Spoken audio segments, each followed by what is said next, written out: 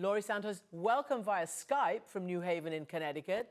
We can't even get you to a studio. It's important to point that out. Yes, I think we are all in a completely unprecedented territory where our normal reaction to a crisis like this, which is to get together with friends, which is to meet up with the people we care about, we can't use that strategy in this crisis. It's just really problematic for the virus. So I think we're in a particularly challenging time, not just in terms of this health crisis, this physical health crisis, but also a potential mental health crisis as well. So you're so-called sheltering in place. I mean, there's a whole city doing that. San Francisco mayor has instructed her people to do that. What does it actually mean? You have been a student, or rather a teacher, at Yale. What does it mean for students, for young people, for the people who you started your course for? Yeah, I think it means that we need to again avoid this strong intuition we have. When bad things happen, we want to be together. We want to be in a crowded yoga room with other people. We want to be, hugging our grandparents and visiting them at the nursing home.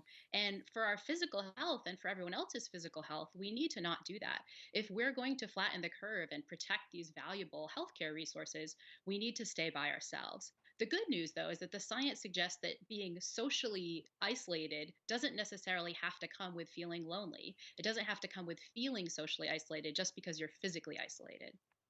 So that's one great thing about social media and online and being able to connect like you're connecting now, and people can do it via all sorts of methods using their technology. That's one of the great things as we try to tell young people, don't stay on your social media for too long or your social devices.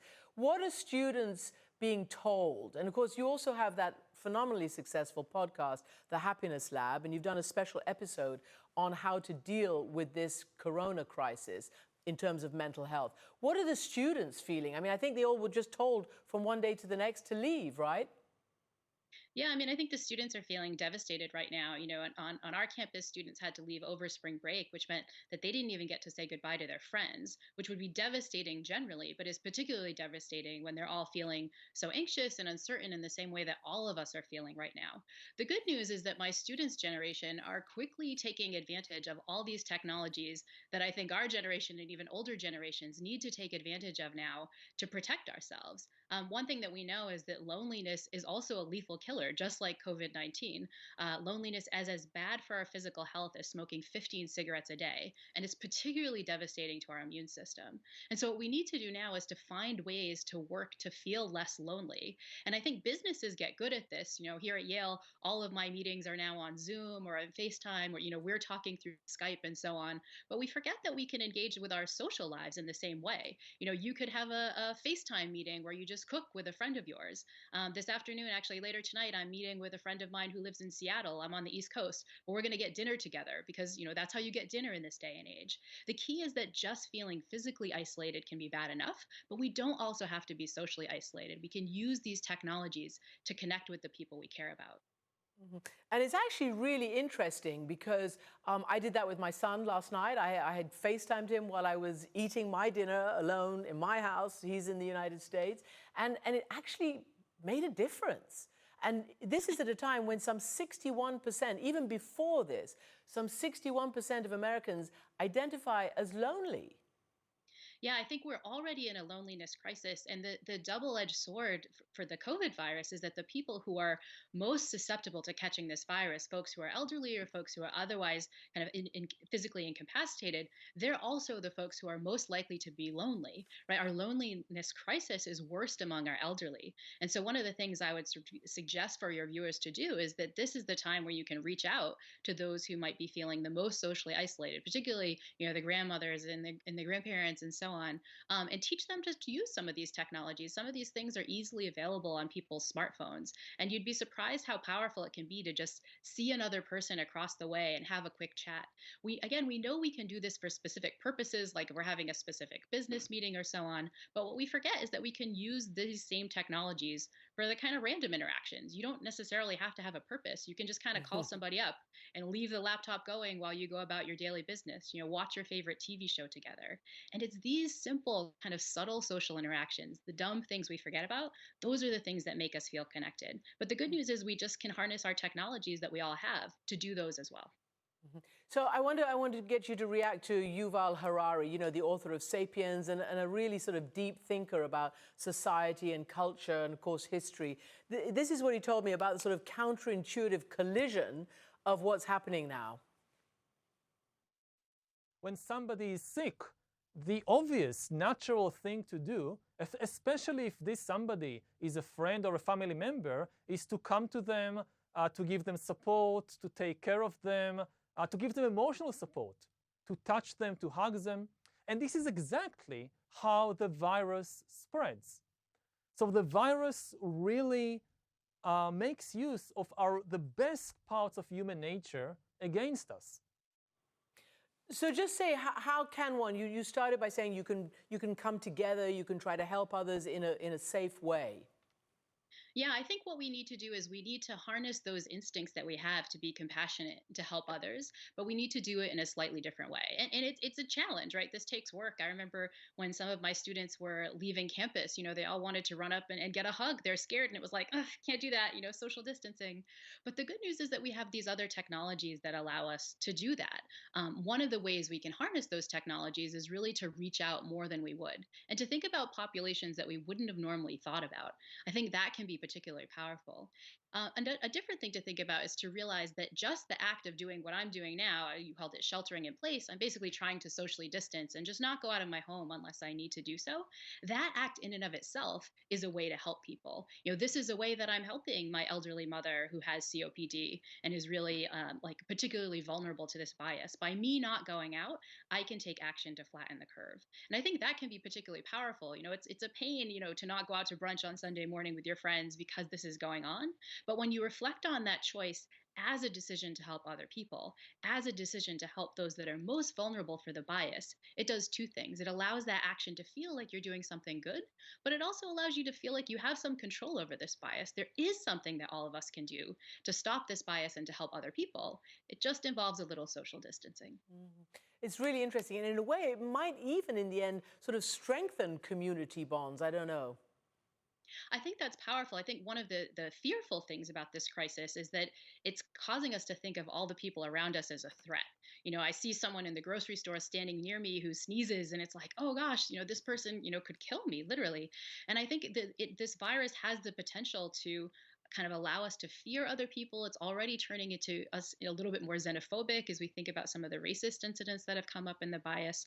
But I think the good news is that by reframing all the things that we're doing as helping other people, we can kind of engage some of our compassion muscles. We can start to think of our choices as ones that are really making a difference, as ones that are really helping people.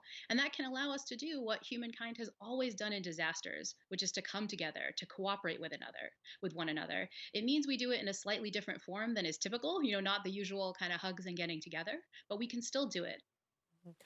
And what about, I mean, this is very real. Obviously, you cannot escape a screen that is not full of this. Scrolling and looking and listening and just getting all the news all the time, even before you go to bed, first thing when you wake up. I think it's called something like panic scrolling or whatever. What is your advice for the amount of this information that you should consume? Yeah, well, we all need to know what's going on, but that doesn't mean to be 24/7 hooked to your Facebook or Twitter feed. We can be more intentional about our choice to be viewing information about the coronavirus at any one time. And one of the things I've done is to kind of put some limits on how much I'm doing, and to try to be really intentional about it. I think this is especially true when we're stressed. We have these urges to kind of reduce our stress, and many of us choose to just kind of quickly do a social media scroll when we're feeling anxious. Unfortunately, at this point, it's going to make things feel worse. And so, a better strategy when you kind of need something to reduce the anxiety, rather than popping on Twitter and taking a quick look at your feed, is to take a moment to realize what I need to do is to kind of drop the anxiety level. And you can do that really quickly and really simply by just taking an intentional breath. Just breathe, really slowly, especially if you breathe in your stomach and not through your chest. That can kind of give you this moment of pause.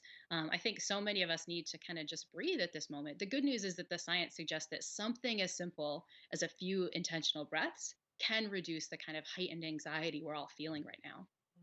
And what about the community of the most vulnerable when it comes to mental health, which goes beyond loneliness and anxiety to the really, mentally challenged with OCD, depression, illnesses. What about people like that? Yeah, these are enormous struggles for folks who are facing these issues. Consider folks who suffer from OCD and are working really hard to, for example, avoid the urge to wash their hands. Now the CDC is telling everyone wash your hands all the time. I think your best strategy for helping those individuals again is to reach out. If it was normal times and you know that someone like that was going through something, you would reach out, you'd drop them email, you'd give them a call on the phone. We can still do those same things. And what the research suggests is that the act of taking time to become other focused, to try to help other people, that can reduce your own anxiety and can improve your own well-being too. And so we end up helping the person that we're reaching out to, especially those in vulnerable populations, but we end up helping ourselves at the same time.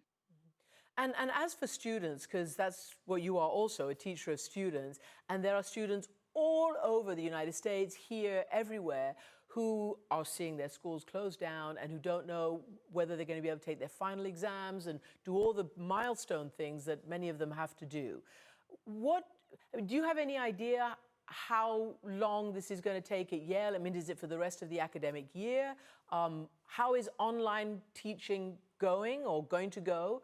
Is it a significant sort of replacement for face-to-face classroom? Yeah, I mean, I think there's a tremendous amount of uncertainty. Right now, Yale isn't closed, it's just moved to online classes. And I think we're going to see how that goes. The great news is that these students are digital natives. They are used to all technologies that will allow us to teach them via online learning tools. And I think the exciting thing is that these tools were there and we weren't really making use of them in educational opportunities. Now it's a moment when faculty who might never have tried any of these tools have to sort of say, okay, how can I get creative with these things?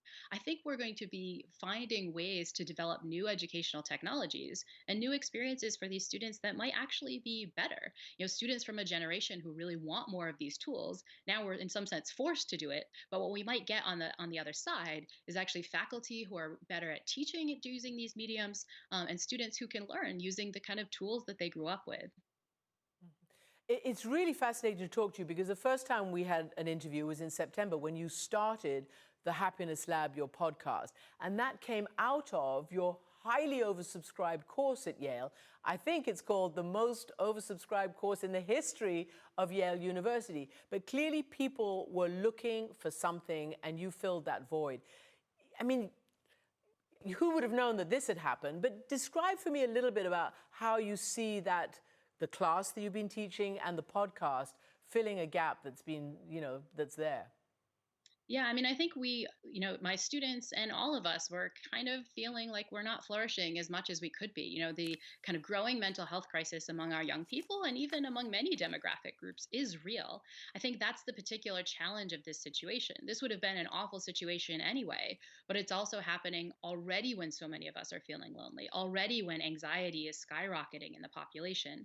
The good news, though, and I think one of the reasons I love having the online course up and also the podcast, the Happiness Lab, is that science gives us these real tools that we can use, simple tools that we can use to make things better. We've just launched, just as of Monday, a new mini season of the podcast specifically focused on the coronavirus. We're going to give you specific strategies for what you can do to increase your social connection, decrease anxiety, and so on. Well, it's really important. Thank you so much, Dr. Laurie Santos of Yale University. Thanks for joining us.